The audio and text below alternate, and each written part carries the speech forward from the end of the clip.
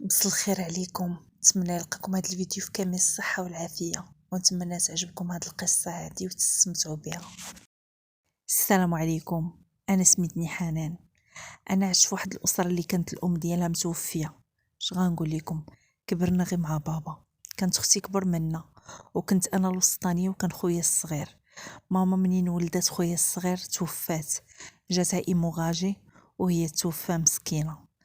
جاب بابا خويا باقي الحيمه، واختي اللي كبر مني هي اللي قابلته معاه. انا كنت باقا صغيره، كنت باقا كنلعب. مني حليت عيني حليتها انا على بابا واختي، هما اللي كانوا كيعطيونا ما ناكلو. عشنا مكرفسين. كانت مره كتجي عندنا عمتي وكتعاوننا، وعيات في بابا تزوج وبابا مبغاش يتزوج، بقى مسكين هكاك مقابلنا. واختي بقوت مسكينه كانت مقابلانا وكتقرا، ما قدراتش توفق بين هاد الجوج. ايوا خرجت من المدرسه ولات متكلفه بينا. كانت هي الام بالنسبه لينا، وكانت ديما كتنصحنا باش نقراو. اش غنقول لكم، كانت مسكينه كتقول لنا حقوا لي الحلم اللي انا ما وصلتش ليه، حيت اختي فاش كانت صغيره كانت كتقرا مزيان. انا ما كنتش كنقرا مزيان بحال اختي، ولكن المهم كنت كنجيب نقاط زوينين. اما خويا تبارك الله كان كيقرا مزيان، كان شبهها. انا تعقدت حيت جاني فقدان الام شي حاجه صعيبه. واخا بابا قام بدك الدور ديال الام والاب، واختي حتى هي مسكينه كانت كتحاول تعوضني، ولكن واخا هكاك بقى الفقدان ديالي لماما شي حاجه كبيره بزاف اللي ضراتني في خاطري، حيت انا كنت ما كنتفارقش معها فاش كنت صغيره. كنت ديما لاصقه لها في جليلها، وفاش مات ماما بحال شي طرف تحيد ليا من قلبي.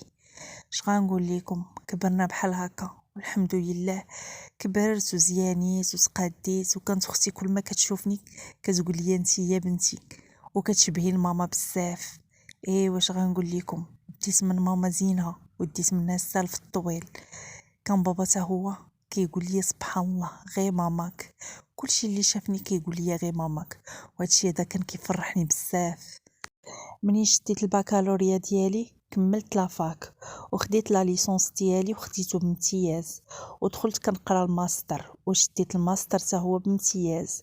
ايوا ديك الساعه خدمت في واحد الشركه خدمه زوينه، وعوضت بابا حيت بابا ما كانش خدام خدمه زوينه. واش غنقول لكم، صلحت ليهم الدار واتتها، وصلحت الكوزينه، وخديت اي حاجه جديده ديال الكوزينه، من الثلاجه من البوطه ماشين لافي. اش غنقول لكم، حاولت ما امكن نعوضهم، وخاصه اختي كنت كنكسيها وكنديها للكوافوره وفرحت بيها، وتا هي فرحات لدرجه وليت كنجيب لها مساعده كتعاونها 2 مرات في السيمانه. حيت اختي تا هي عيات وقلت لها انت شوفي راسك سنتيه وخرجي، وكنت كنحاول نخرجها معايا. دوزت غير واحد العامين وكنت شديت البيرمي وشريت الطوموبيل، وليت كنسافر انا وبابا وخويا واختي، وكنمشيو عند العائله والحباب، ولا كنمشيو نشدو شي دار وكنكريو فيها. مهم دوزنا وقيته زوينه، وكنت كنخرج انا واختي بزاف. اختي هي صاحبتي هي ماما، كنت دايره فيها كلشي وحاطه راسي عليها. اما خويا عاونته باش قرا في واحد ليكول، حيت كان باغي يكمل قرايته في شي ايكول اللي تكون زوينه باش يخدم مزيان.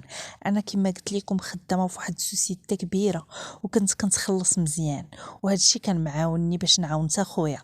واش غنقول لكم، ما كملناش حتى العام واختي جاو فيها الخطاب. فرحت ليها بزاف من كل قلبي، واخا ما سخيناش بيها، ولكن قلت لها شوفي اختي، خاصك ضروري تنتي تشوفي راسك. شحال من عام وانتي كتشوفي غير مصلحتنا، تنتي فكري شويه في راسك، وضروري خاصك تزوجي وديري وليدات. واش غنقول لكم، بعد التردد ديال اختي وافقات، ودرت ليها واحد العراسيه اللي كانت زوينه.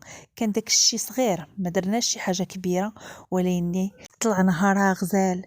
دازت المده ولدات اختي 2 وليدات، وكان خويا ديك الساعه تخرج وتا هو خدم خدمه زوينه، ولينا متعاونين انا وياه. انا كانوا كيجيو فيا بزاف الخطاب، ولكن ما كنتش باغا نتزوج. كنت كنقول باقي بلاتي عليا تنخرج ونتسارى ونضحك ونفوج. وكنت كل عام كنسافر مجموعين، اختي وراجلها ووليداتها. اختي ولدات الوليدات متابعين، كتزوجات ولدات على وديتها كتحماق على شي حاجه سميتها الدراري وتربيه الاطفال. واش غنقول لكم، ربي عوضها بواحد الزوج ونعم الزوج، كان مهلاي في اختي. وفي هاد الوقيته هادي ولينا كنشوفو مسكين بابا غير بوحديتو، وانا نقترح على اختي وخويا علاش اللي ما نشوفو ليه شي مرا تزوج بيه وتقابلوا وتراعيه. منين فتحناه في الموضوع ما بغاش، قال لينا انا ما تزوجتش حتى وانا صغير، هنتزوج على شرفي. قلنا ليه ماشي مشكله بابا، ضروري خاص شي وحده تقابلك وتراعيك وتوانس معاك كيما كتعرف خويا في مدينه اخرى، وانا ما كنجيش من الخدمه بكري، واختي راه مع راجلها ووليداتها فعلا كتطلع ليك كل نهار، ولاني ماشي بحال. ايوا قال لينا ديروا اللي بغيتو. داكشي اللي كان بدينا كنقلبوا كنسولوا صحاباتنا ونسولوا الحباب. ايوا واحد النهاريات واحد السيده كنعرفوها من العائله قالت لينا كاينه واحد السيده ميت لها الراجل وهي ما كتولدش وكبيره شويه في العمر، كانت ديك الساعه عندها 50 عام. ايوا اتفقنا انا واختي نمشيو نشوفوها هي الاولى عاد نديو بابا. داكشي اللي كان بانت لينا السيده ما بيهاش، قاريه شويه ماشي اميه. ايوا فرحنا وتفاهمنا معاها، وديك الساعه رشحناها لبابا وشافها بابا وعجباتو. ايوا تزوجوا، ما درناش شي حاجه، درنا حفله بسيطه. غنقول لكم، صدقات لينا العروسه بابا كانت ظريفه بزاف وتهلات في بابا وتهلات حتى فينا، كانت كتعامل معنا مزيان وتا انا تهليت فيها. وكانت صاحبات مع اختي الكبيره بزاف، كانت اختي ديما كتجي لعندنا حتى حنا كنا كنمشيو عندها، دوزنا ايام زوينه. واحد النهاريات بابا جلس معايا وسولني قال لي بنتي واش ما باغاش تزوجي؟ قلت ليه اش غنقول لك بابا، باقي ما جابش ليا النصيب. قال لي راه واحد السيد باغي يتزوج بيك، راه هضر فيك من العائله ديال مراتي. قلت ليه اش غنقول لك بابا، ما نعرفت حتى نشوف. انا واخا هكاك ما كنتش كنفكر في الزواج، ولاني مني فاتحني بابا حسيت شويه بحال تحرجت، وقلت راه واقيلا فعلا خاصني نتزوج باش هما يشوفوا حياتهم وتا انا نشوف حياتي. واش غنقول لكم اخوتي خواتاتي، قلت نتلاقى بهذا السيد هذا ونتعرف عليه، ما ربما يكون من نصيبي. داكشي اللي كاين، تلاقيت به، كان انسان ظريف كيتعامل مزيان، كان خدام في بوست زوين بزاف ولاباس عليه وعنده دارو طوموبيلته زوينه الحمد لله، كان انسان ميسور. ولكن الحاجه اللي ما عجبتنيش فيه كان بحال شويه مشكاك، هذا الشيء هذا خلى علاقتنا تحبس، ما كملتش معاه وصافي كل واحد فينا شاف طريقه. واستمريت في خدمتي حتى لواحد النهاريات جا لعندنا الخدمه واحد السيد يخدم معانا. اش غنقول لكم، كان قاري تبارك الله، كان عنده الدكتوره وخدا بوست زوين بزاف. انا منين شفتو تعجبت فيه، كان زوين بزاف وكيهضر مزيان ومؤدب. ما نكذبش عليكم، انا منين شفتو قلبي ضرب، حتى الشوفه اللي شاف فيا هو حتى هو حسيت به التعجب بيه وتعجبت به. صافي بقيت انا وياه كل مره كنهضروا في الخدمه حتى شويه درنا علاقه ما عرفناش كيفاش درناها. السيد كان ظريف معايا بزاف وكان كيتعامل معايا احسن تعامل. انا ما نكذبش عليكم تعجبت بيه كما قلت لكم بزاف. صافي اتفقت انا وياه على الزواج. طلبني من بابا، منين طلبني من بابا انا فرحت بزاف وتزوجت انا وياه، درنا عرس غزال. ما نكذبش عليكم كان العرس ديالي اسطوري في الحقيقه، كاع الناس عجبهم الحال وتا انا درت داك الشيء هماوي. هو ما قصرش وانا ما قصرش، كانت تبارك الله انا جمع شي فلوس درنا عرس غزال وكملناها انا وياه في شهر العسل اللي داز هو غزال. ايوا منين دخلنا للخدمه اش غنقول لكم، جاتنا واحد الفرحه كبيره من بعد ما رقاو راجلي ولا مدير ديال واحد الفرع في الشركه اخرى تابعه للشركه ديالنا. انا فرحت ليه بزاف وشجعته والحمد لله ربي سهل عليه. واش غنقول لكم، انا ارتاحيت حيت كنت قاريه الهم على بديت نخدم مع راجلي في نفس الشركه، والحمد لله بحال ربي استجب مني. داك الشيء اللي كنت كنتمناه في خاطري ربي جابو لي، حيت ديما كنت كنقول زعما شي نهاريات ما نكونش انا وياه مفاهمين، ما عرفت كي غتكون علاقتنا في الشركه. والحمد لله مني سهل عليه الله في فرع اخر. ايوا انا كان مفاهم معايا ومعاون معايا، منين كان كيجي من الخدمه كيتعاون معايا. واخا انا راه كنت كنجيب مساعده 3 المرات في السيمانه، وما نكذبش عليكم تمرات بابا واختي كانوا حتى هما كيتعاملوا معايا، ما كيخليوهم ما كيجيبوا لي مساكن، كانوا عارفيني كنخدم بزاف. واش غنقول لكم اخوتي خواتاتي، دازت الايام وكنت ضايعه في خدمتي. مره كنخرج مع راجلي بحال هكا كنمشي عند الوالد كنشوفو هو ومراتو، كنمشي عند اختي خويا الحمد لله سهل عليه الله وخدم خدمه زوينه. واش غنقول لكم، ما دوش غير 4 شهور وخرجت كنتوحم وجاني شويه الوحم صعيب، وكي غنعرف راسي كنتوحم واحد النهاريه هبطت من لاسانسور، ما نكذبش عليكم شدتني واحد الدوخه ما عرفتش براسي تطحت. ما غتفيقني غير واحد جارتي يلاه سكنات حدايا، عندها واحد البنيته من ذوي الاحتياجات الخاصه، تخلعات وبقات كتفيقني، عيطات على اساس العماره. واش غنقول لكم، هزوني دخلوني لداري، ناضت دارت لي مسكينه الماء والسكر، مشات جابت لي من دارها التمر. ايوا قالت لي واش نعيط لك على الطبيب، نعيط لك على راجلك؟ قلت لها عرفتي شنو، عيطي لي على راجلي. داكشي اللي كان، عيطات لي على راجلي بالتليفون، جا عندي منين شافها راجلي انا ما نكذبش عليكم حسيت بيه بحال ما حملهاش، ولاني ما ديت ما جبت حيت انا داك الساعه راه كنت دايخه. صافي هزني راجلي داني للطبيب، منين داني عرفت راسي حامله، فرح بزاف وتا انا فرحت. ما نكذبش عليكم، من تما تكونت عندي علاقه مع هاد السيده هادي، واخا راجلي ما كانش باغي هاد العلاقه، وانما انا كانت كتبقى فيا بنيتها غزيوله ومن ذوي الاحتياجات الخاصه كانت كتبقى فيا. ومن بعد وليت انا وياها مصاحبين، وليت كنمشي عندها كندخل عندها مره هي حتى هي كتدخل عندي، لا طيبات شي حاجه ولا شي كيكه كتجيب لي حقي. المهم كانت كتقول لي لا تشهيتي شي حاجه مرحبا. المهم كانت كتعامل معايا واحد التعامل زوين بزاف، وتا انا ما نكذبش عليكم ارتحيت معاها، حيت بانت لي حتى هي ظريفه بزاف. صافي كانت ديك البنيته كنحماق عليها، صغيوره وكانت كتعجبني وكانت كتبقى فيا بزاف وكتقطع ليا في قلبي. كنت كنشري ليها مره لي كادو بحال هكا. واحد النهار دارت لانيفرسير لبنيتها وقالت لي انا ما عندي حد في هذه المدينه هذه، واخا لا جيتي درتي معايا احتفلنا بالبنيته لانيفرسير. داكشي دخلت معاها، راجلي ما بغاش. عرفتي منين جيت بقى شحال هو كيتعصب عليا، انا ما كنتش كنفهم علاش كان كيتعصب عليا فيما كان كيشوفني معاها. واش غنقول لكم اخوتي، واحد النهاريات نضت مرضت بزاف ونضطريت نعس في السبيطار على وديت، وليت كنرد بزاف وجلست من الخدمه. ومنين مرضت ما نكذبش عليكم وقفات معايا، مرت بابا وقفات معايا، واختي وتا هي ما كانش كتحيد من عندي. كانت مسكينه كطيب وكتجيب ليا لا كلينيك، واخا لا كلينيك كيعطيو الماكله انا ما كانش كتعجبني الماكله ديالهم. واش غنقول لكم، منين خرج زادت تقوات ديك العلاقه، منين شفت السيده عرفتي وقفات معايا، وتا اختي كانت ارتاحت ليها. واش غنقول لكم، دوزت نفاسي منين ولات شويه تعذبت في الولاده. كانت كتجي كتعاونني، اش غنقول لكم، كانت كتعاود لي على طليقها وكيفاش تخلى عليها من بعد ما خرجت بنتها من ذوي الاحتياجات الخاصه، كانت كتبقى فيا بزاف. بدا كيكبر داك البيبي وكنت فرحانه انا وباباه به. وديك الساعه من بعد واحد 3 شهور عطات البيبي لمرات بابا تربيه ليا، حيت قالت لي انا نشدو لك، حيت عجوزتي كانت شويه بعيده عليا، واصلا عجوزتي عيانه وشداتو ليا مرات بابا. واش غنقول لكم اخوتي، دخلت نخدم واحد النهاريات كانت الشتا بزاف، ونط انا خدمت وجاتني بحال شي عيا وقلت نخرج من الخدمه نمشي للدار تحت. هضرت معاهم قالوا لي صافي ماشي مشكل.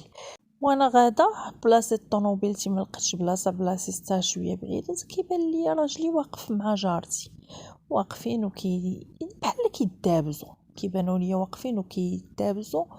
انا تصدمت، قلت ياك ما هذا دار فيها ولا شي حاجه، ولا قال لها ما تبقاش تجي عندها. هذيك المشي اللي كنمشي ملي شفتهم تصدمت، بانوا لي سكتوا وبقاو مبهودين فيا. نضت قلت ليهم ياك لاباس شنو المشكل. نضت هي قالت بغات تهضر ويقول لي، قال لي لا راه حطات الطونوبيلتا في بلاصه ديال اللي كنباركي فيها الطونوبيلتي. قلت لي ماشي مشكل ماشي شي حاجه. هي قالت لي لا اختي قالت لي حنان ماشي داك الشيء، انا بغيت نهضر صافي انا عييت. قلت لها مالك ياك لاباس؟ قالت لي صافي انا عييت. هو كيقول لها سكتي، هي كتقول ليه ما غنسكتش، صافي بزاف هادشي هذا عليا، انا بقيت غير مبهوضه. قلت لهم دخلوا بعدا راه الناس غيبداو يتفرجوا فينا، راه صوتكم بدا كيعلى، ياك لاباس؟ دخلوا. ناض هو كيقول لي ما تدخليهاش، قلت ليه لا ادخلوا، بغيت نفهم مالكم شنو واقع، شنو كاين. انا ما نكذبش عليكم زاد معايا الزايد، عرفتي بقيت كنقول اويلي وحديك ما هادو دايرين علاقه، ما عرفتش انا شنو كاين. صافي هو مني شفتو ما باغيش كاع، ما بغاش تهضر، صافي ديك الساعه توسوس قلت ليه لا نهضروا ياك لاباس. ايوا منين دخلت يا خوتي وبدات كتهضر، الدنيا دارت بيا. عرفتي شنو اخوتي، شنو لقيت وشنو سمعت؟ السيد هذيك كانت مراته، وديك البنيته من ذوي الاحتياجات الخاصه بنته. ايه وكان كاذب عليا، وما عرفتش كي جاب شهاده ديال الخطوبه مزوره. اش غنقول لكم اخوتي، الماء نشف ليا في الركابي. عرفتي هو تزيزن ما بقاش كيهضر. في الاول كان كيقول لها سكتي، منين هضرات قالت لي هذا هو السيد اللي كنت كنعاود لك عليه. قالت لي انا جيت كريت حداه، قالت لي هو اللي كاري ليا. عرفتي ما نكذبش عليكم، انا ما نكذبش عليكم، راجلي كان كيتخلص مزيان، ولكن انا ما عمرني كنت كنتحاسب معاه. على وديت هو كان كيصرف وما كيخلينيش ناقصاني حتى حاجه، يعني فلوسو ما كنسولهاش عليه حتى هو ما كيسولنيش على فلوسي. واش غنقول لكم يا خوتي، اش غنقول لكم، تصدمت واحد الصدمه. قلت لي كيفاش، شنو هو هذا الشيء هذا، علاش ما كذبتي عليا، علاش خبيتي عليا، علاش ما قلتيش ليا؟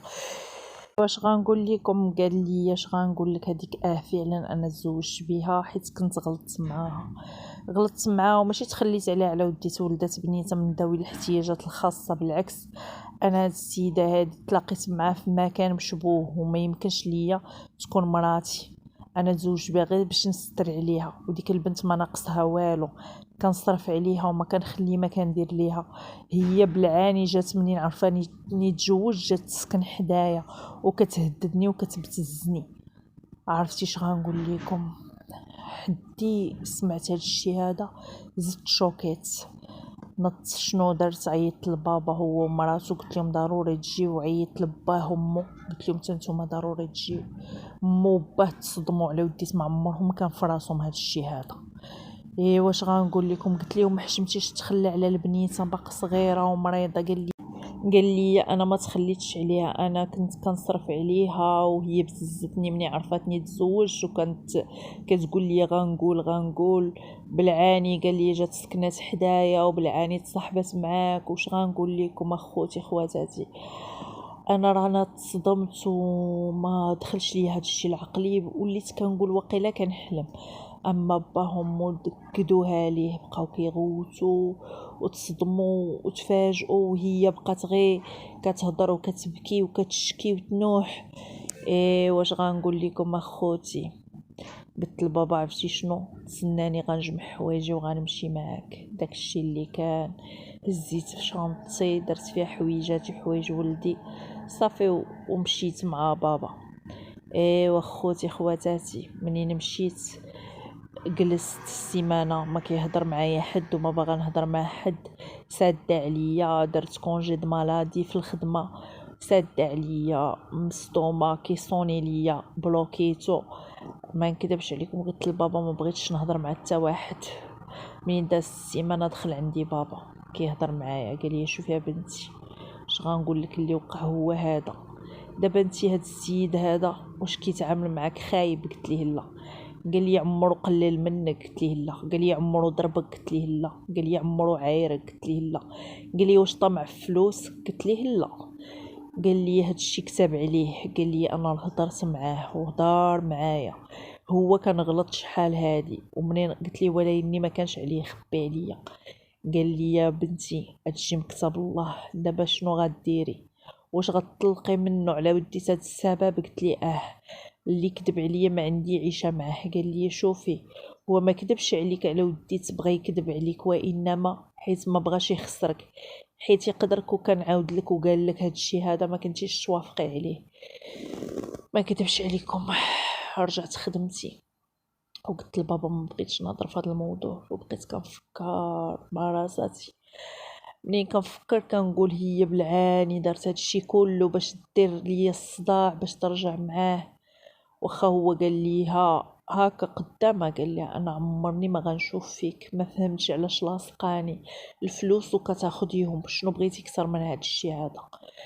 ايوا اش غنقول لكم اخوتي، نط شفت عييت وتلاقيت به وهضرت معاه، واخا راه مو باه ما حبسوش عليا من التعياط، كانوا كيطلبوا فيا وكيرغبوا يزاوقوا، ولكني انا ما نكذبش عليكم ما كنتش بغيت نهضر. ايوا النهار اللي هضرت معاه بقى كيطلب فيا وكيزاوق، قال لي عافاك ما بغيتش نخسرك. ايوا قلت ليه عرفتي شنو، انا غنرفع دعوة ديال الطلاق صافي، ما علاقة بيناتنا وقفات من تما. وعائلته جاو عندنا للدار وكيرغبوا وكيزاوقوا، وهو تا هو صافي مشيت في الاجراءات ديال الطلاق. صافي درت الاجراءات ديالي، مشيت درت محاميه. ايوا اش غنقول لكم، دازت الجلسه الاولى ودازت الجلسه الثانيه وبقات لينا جلسه الاخرى باش غيحكموا لينا بالطلاق. واش غنقول لكم اخوتي خواتاتي، واحد النهاريت انا خارجه من الخدمه تا كنشوف طليقته كتسناني قدام الباب الخدمه.